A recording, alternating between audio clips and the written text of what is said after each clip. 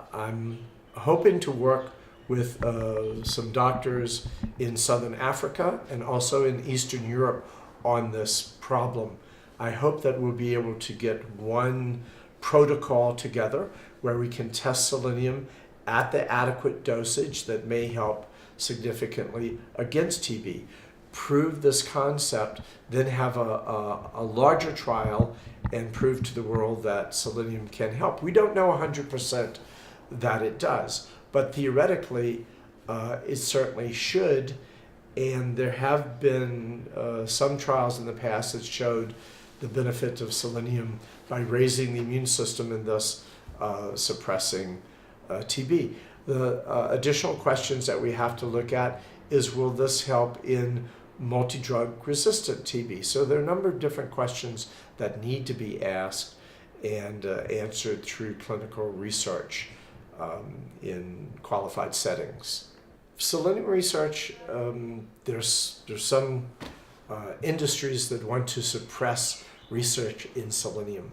In fact, I talked to one of the top selenium researchers in the world. She's conducted a number of clinical trials, but even 15 years ago, there were companies that were coming to the university where she was doing research. She was doing research in Puerto Rico on the use of selenium against HIV.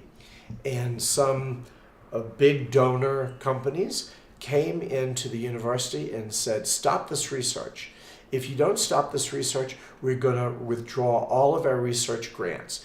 And so instead of losing millions of dollars in research grants, this university said, we're going to cut this research on selenium and HIV. She continued to do research with selenium and HIV and she's one of the top researchers in the world.